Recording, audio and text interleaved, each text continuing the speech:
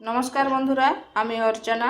তো আজকে আমি সুজি আর ময়দা দিয়ে নরম তুলতুলে ফুলকো ফুলকো পোয়া পিঠে নিয়ে এসেছি। এই পিঠে খেতে কিন্তু অসাধারণ লাগে আর খুব সহজে এবং তাড়াতাড়ি হয়ে যায়। আর এই পিঠেগুলো ঠান্ডা হয়ে যাওয়ার পরও এরকম ফুলকো ফুলকো আর নরম থাকবে। তো চলুন দেখে নেওয়া যাক আমি এই পিঠেগুলো কিভাবে তৈরি করি। এখানে নিচ্ছি 1 বাটি ময়দা,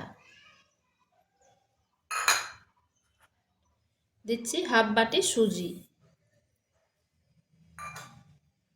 আর দিচ্ছি হাফ বাটি চিনি। চিনিটা আপনাদের আন্দাজ মতো নেবেন, কম বেশি। এখানে দিচ্ছি সামান্য পরিমাণ লবণ। এগুলো ভালোভাবে মিশিয়ে নিচ্ছি।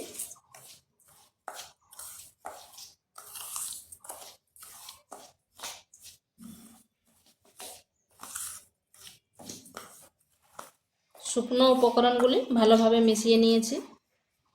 এরপর এখানে দেব জল। জলটা হালকা গরম করে নিয়েছি।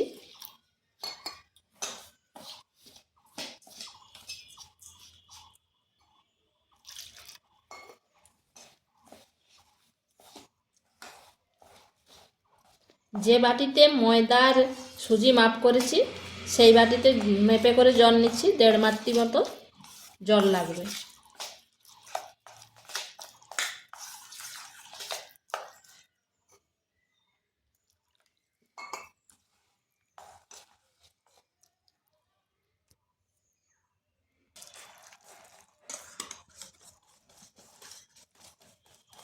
এই পিঠার জন্য মাপটা যদি ঠিকঠাক হয় তাহলে পিঠাগুলো বেশ ফুলকো ফুলকো হয়। এটা বেশ কিছুক্ষণ ধরে ফেটিয়ে নিতে হবে।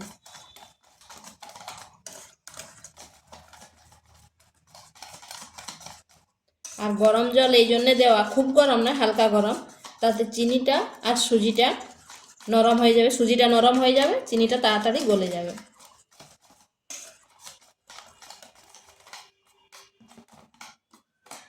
ঠিক এরকম হয়েছে।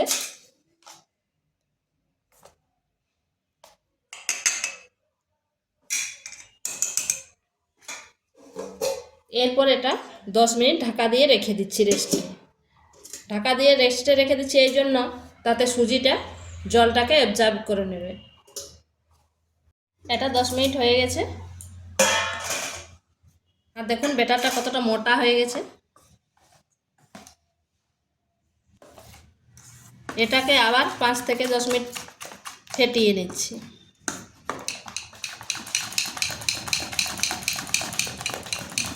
এই পিঠা যত ফেটাবে তত সুন্দর হবে, নরম হবে, সফট হবে, আবার ফুলবও।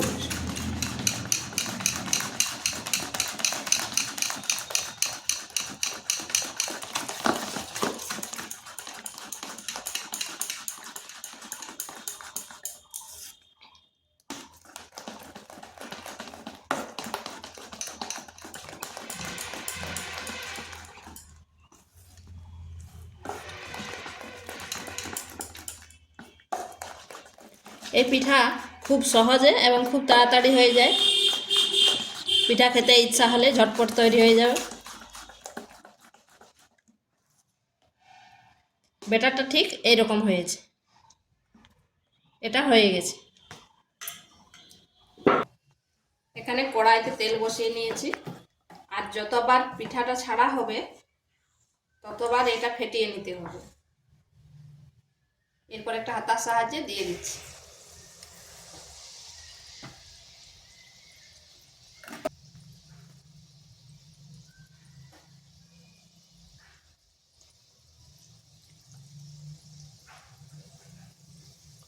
দেখুন নিজের থেকে কত সুন্দর ফুলে উঠেছে।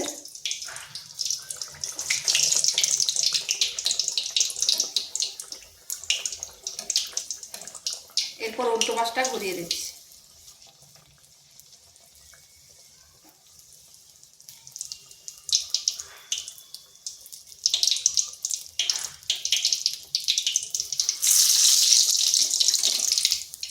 এটা হয়ে গেছে।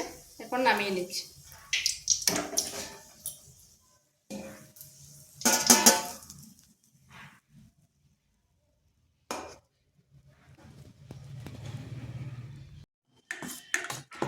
এইভাবে একটু নেড়ে নিতে হবে। প্রতিবার কিন্তু পিঠাটা ছাড়ার আগে এইভাবে নেড়ে নিতে হবে।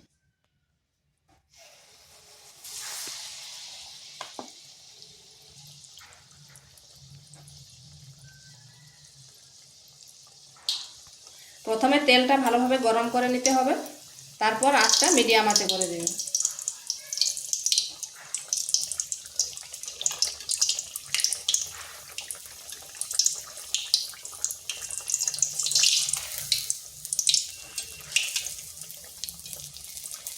আর এই পিঠেগুলো বাড়িতে থাকা উপকরণ দিয়ে হয়ে যায়। আমাদের সবার বাড়িতে আটা, ময়দা, সুজি এগুলো থাকেই।